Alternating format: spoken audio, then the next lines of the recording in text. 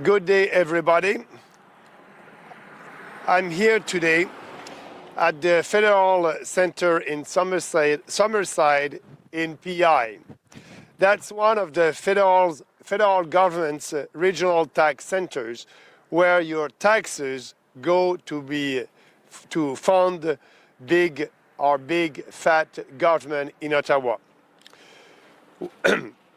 With new tariffs being announced by President Trump today, it's more important than ever to talk about tax cuts. Because whatever happens with this trade conflict, we absolutely need to make our economy more productive and competitive. And reducing the tax burden on businesses and individual taxpayers is one of the key ways to achieve this. Since the beginning of the campaign, both Mark Carney and Pierre Poilievre have announced some tax cuts. What they propose is a targeted, limited, and temporary tax relief that will have absolutely no significant impact on our economy. Carney announced that he wants to cut the equivalent of $400 a year of tax cuts coming from our income tax, while Poilievre is proposing $900 a year. Even $900 a year is less than half of the average monthly rent for an apartment in Toronto. It's better than nothing, but it's almost nothing.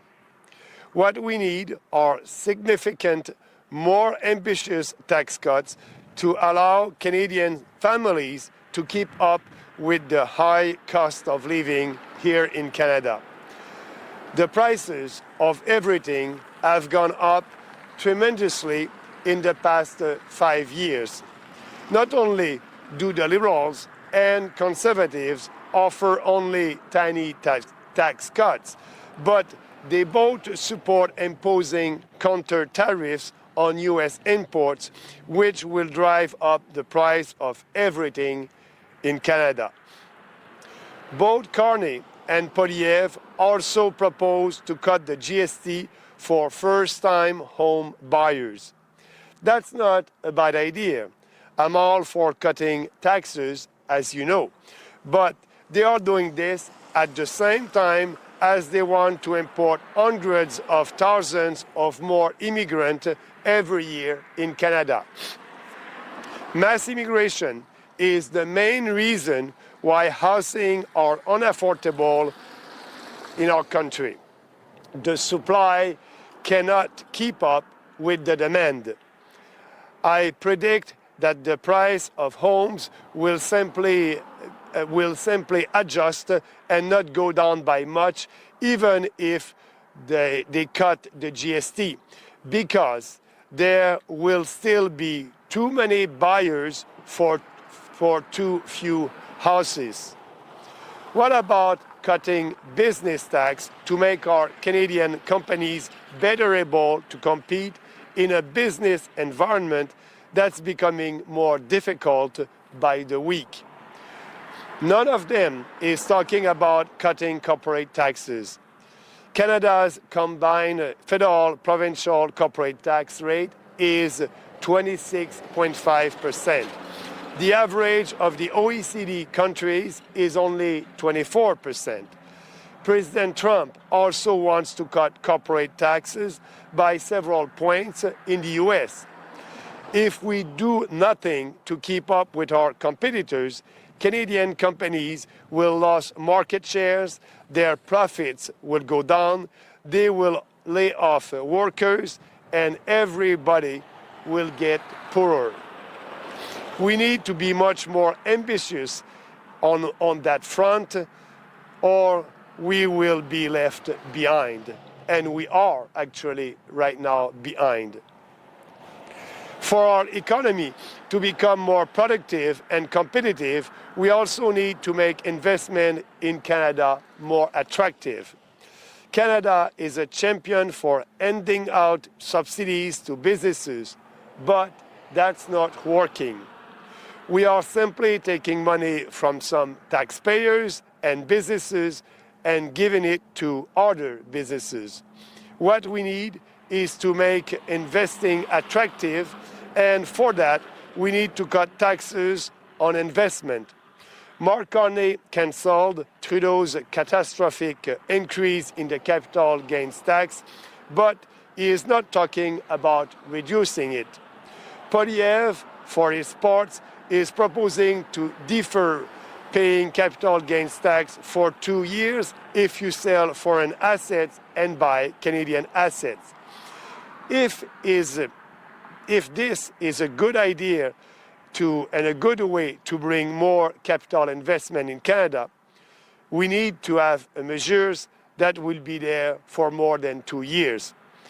These two establishment politicians only want to tinker with the tax system at the margin, but they don't want to change anything fundamentally. What I propose, what the People's Party propose, is to abolish the capital gains tax entirely. Yes, abolishing it.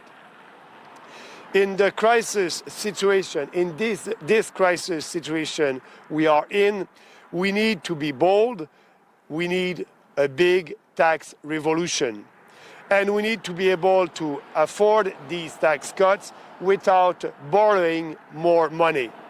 Carney and Poilievre still have not said what spending they will cut to pay for even their small tax cut proposal. What they will do is simply borrow more money, and we will end up paying more taxes later, or pay the government deficit with more inflation. We must first cut government spending drastically, eliminate deficit, and then cut taxes in a sustainable manner with the surpluses.